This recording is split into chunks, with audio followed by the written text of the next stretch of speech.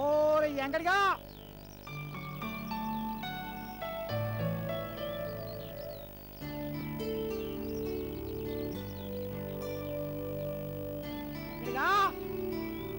ఓరే ఎంకడిగా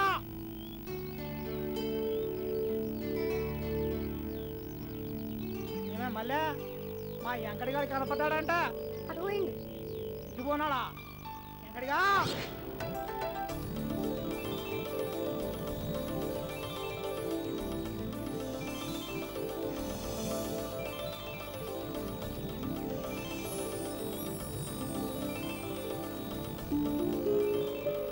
ఎక్కడిగా ఓరి ఎక్కడిగా ఈడున్నావేంద్రా అవతల మేకలు కాసి ఎలా అవతల నీకోసం ఊరంతా ఎదుగుతా ఉంటే అయ్యా అయ్యా నా తోటి పిల్లలంతా బడికోతున్నారయ్యా నేను కూడా బడికోతానయ్యా ఏంది బడికి పోతావా కొట్టానంటే బడి లేదు గిడి లేదు పాపా అవతల మేకలు కాసి ఎలా అవుతుంది అయ్యా అయ్యా నేను మేకల కోనయ్యా నేను బడికే పోతానయ్యా చదువు రాకపోతే ఎందుకు పనికిరమటగా నిన్న మాస్టర్ మన ఇంటికి వచ్చి చెప్పలా నేను బడికే పోతా మేకల కాయ ఇంకే పోను నేను బాగా చదువుకుంటా బడి లేదు గిడి లేదు అవతల మేకల కాయలక నేను చూస్తా ఉంటే బడికి పోతాడంట బడికి పారా రామయ్య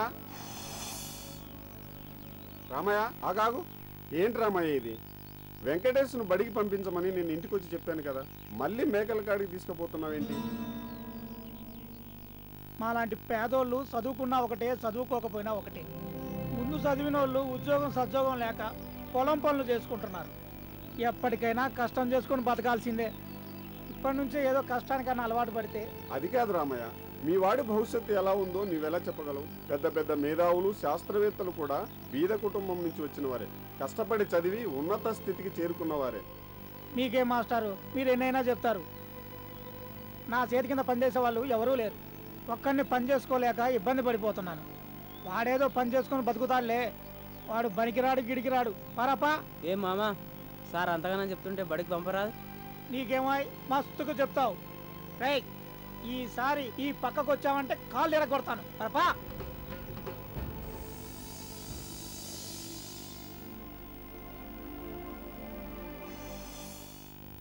ఎరా శంకర్గా మేకల రేట్లు ఉండంగా ఈ మాదిరిగా పెరిగిపోతున్నాయంట్రా అవునరా వ్యాపారం చేయలేకపోతున్నాం అనుకో అందుకేరా ఈ పల్లెటూరులో రేట్లు పెరిగిన సంగతి పెద్దగా ఎవరికి తెలీదు అందుకే బాగా బేరమాడి వీలైనంత తక్కువ రేట్లో మేకలను కొనుక్కెళ్దాంరా సరేరా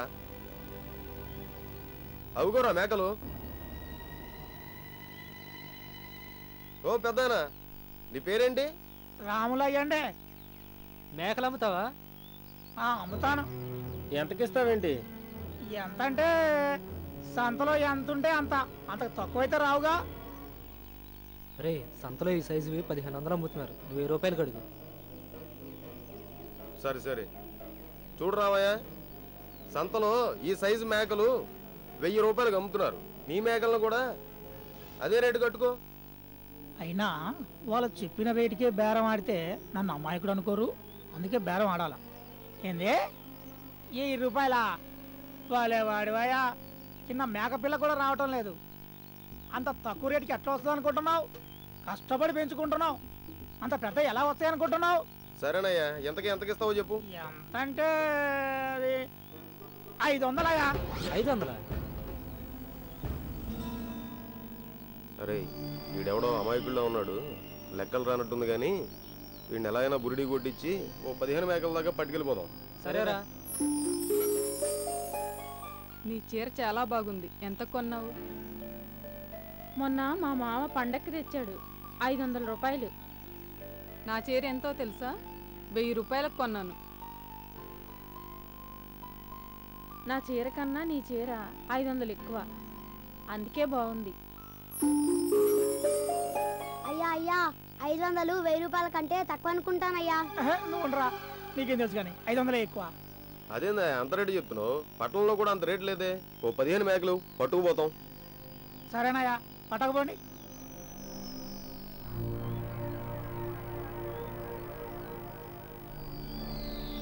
సరేరా, ఓ 15 మేకలు పక్కకు తీయండి. ఇదిగోనయ్యా లెక్క చూసుకో. 15 మేకలకి మేక 500 చొప్పున 7500.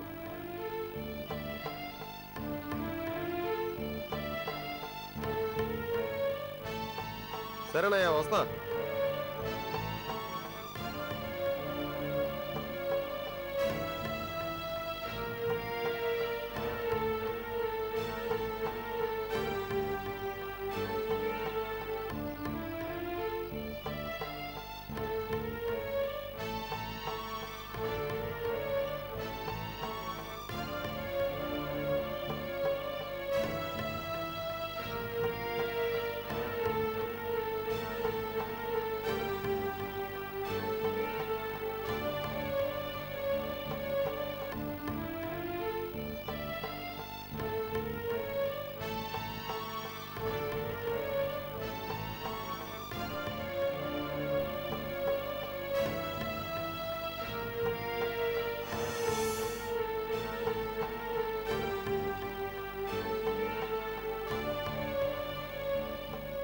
ఓరి అంగడిగా 500 కంటే ఏ ఎక్కువ అంటావంటరా? అవునయ్యా 1000 ఎక్కువ అనుకుంటా.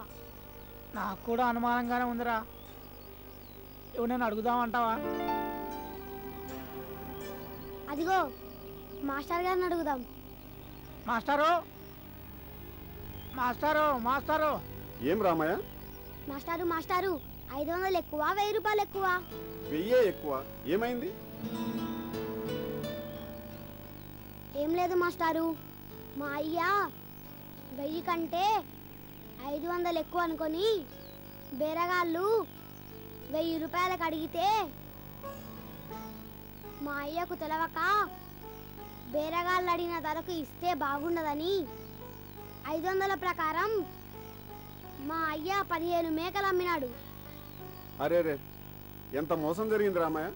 చూసావా, నీకు చదువు రాకపోవడం వల్ల 500 1000 కంటే తక్కువ అని తెలిసినా బేరగాళ్ళు నీకు ఆ విషయం చెప్పకుండా నిన్ను మోసం చేశారు.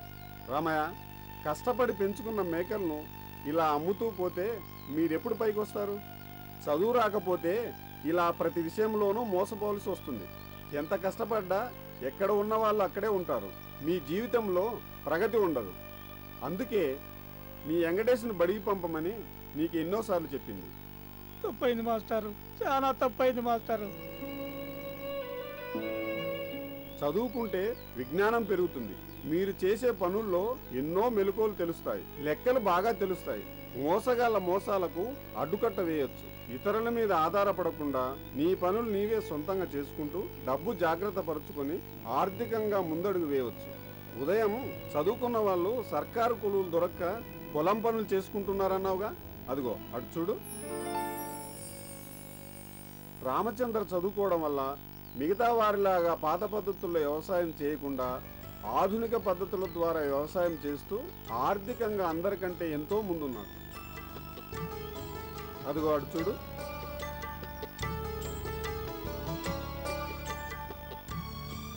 నాయకు చదువుకోవడం వల్ల పైరుకి ఏ తెగులు వచ్చింది, మందులు ఎప్పుడు కొట్టాలి, ఎంత మోతాదులో కలపాలి లాంటి విషయాలు తెలుసుకుంటూ చక్కగా పంటలు పండించుకుంటున్నాడు. అదుగో అటు చూడు, మంజుల చదువుకోవడం వల్ల తన పిల్లలు ఎలా చదువుతున్నారో ఎప్పటికప్పుడు తెలుసుకుంటూ వారికి చదువులో సహాయపడుతుంది. అంతేకాదు తాను ఒక చిన్న దుకాణాన్ని నడుపుతూ ఆర్థికంగా కుటుంబానికి సహాయపడుతుంది. జీవితంలో ఉన్నత స్థితికి రావాలంటే అక్షరమే ఆధారం రామయ్య.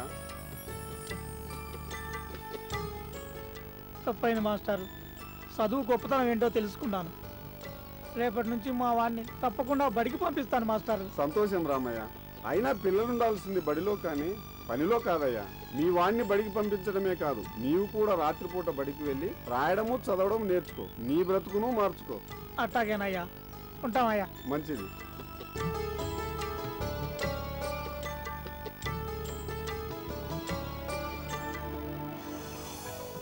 బాలలను బాల కార్మికులుగా మార్చకండి. బడికి పంపి వారి భవితకు బంగారు బాటలు వేయండి.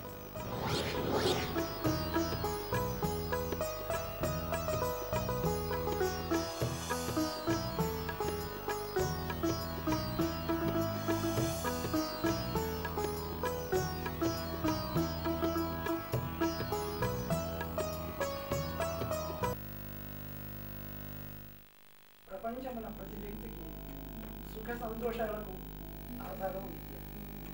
సరైన పద్ధతిలో విద్య నేర్పించి విజ్ఞానవంతులుగాను, పవిత్రమైన పౌరసత్వ స్థాయిలో ఉత్తమ పౌరులుగాను, సుఖ సంతోషాన్ని అనుభవించవలసినటువంటి యొక్క వ్యక్తిగాను సిద్ధం చేయడం చాలా మంచిది. అదే విద్య మూలం. విద్య నరుంగని వాడు మర్త్యుడయ్య అన్నారు మనవారు. విద్య నరుంగని వాడు పశుతుల్యుడు అని దీని అభిప్రాయం.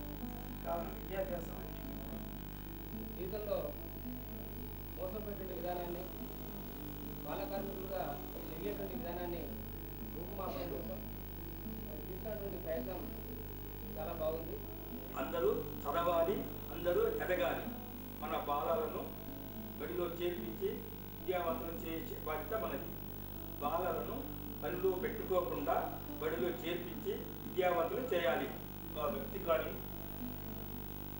ఒక దేశం కానీ అభివృద్ధి చెందాలంటే విద్య అనేది చాలా అవసరం. విద్య లేని వాడు వింత పశువు అని మన పెద్దవాళ్ళు చెప్పారు. అంటే ఈ యొక్క విద్య యొక్క ప్రాముఖ్యత ఏంటో మనకు తెలుసుకోవాలి. ప్రతి తల్లిదండ్రులు కూడా తమ తమ పిల్లలను పాఠశాలకు పంపి తమ పిల్లల భవిష్యత్తు, భవిష్యత్తు అలాగే దేశ భవిష్యత్తు కూడా అభివృద్ధి చెందాలంటే విద్య అనేది చాలా అవసరం. కావున ప్రతి ఒక్కరు కూడా తమ తమ పిల్లలు పాఠశాలకు పంపాల్సిందిగా ఆలోచిస్తున్నారు. మన సంపద పిల్లలు, ఎంతమంది పిల్లలు ఉంటే అంత నాకు సంపద ఉంటుంది అని భావించే మన దేశంలో మనము పిల్లల్ని స్కూల్కి పంపించి మన దగ్గర అక్షరాస్యతను పెంపొందించాలంటే పేదరిక నిర్మూలనే చాలా ముఖ్యమైన అంశంగా నేను భావిస్తున్నా.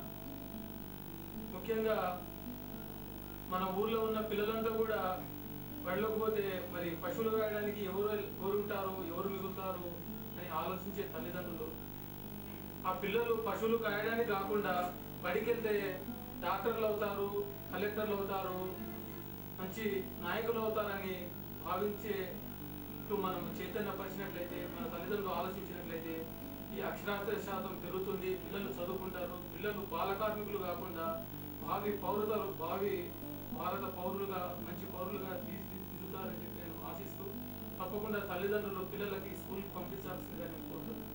ఆధునిక యుగంలో చదువు అనేది చాలా అవసరమైనటువంటి పరిస్థితి ఉంది. మరి తల్లిదండ్రులు పిల్లల్ని ఎటువంటి పరిస్థితుల్లో కూడా చక్కగా చదివించడానికి, ప్రాథమిక విద్య నుంచి పై చదువుల వరకు చదివించడానికి తల్లిదండ్రులు తప్పనిసరిగా కృషి చేయాలి, తప్పనిసరిగా పంపించాలి.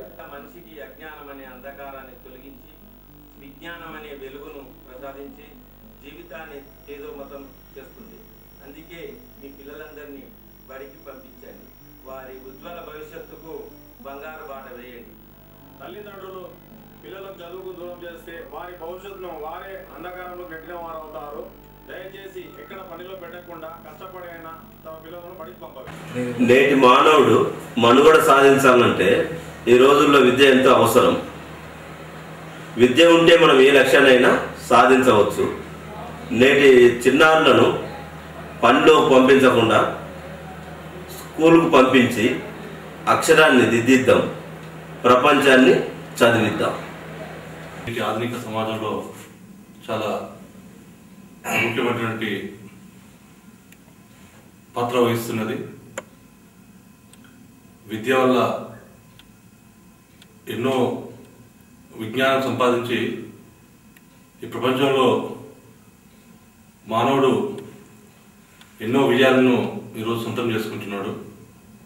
విద్య కేవలం ఒక ఉద్యోగం కోసమో లేక ఒక బ్రతకడం కోసమో విద్య చదువుకోవడం కాదు.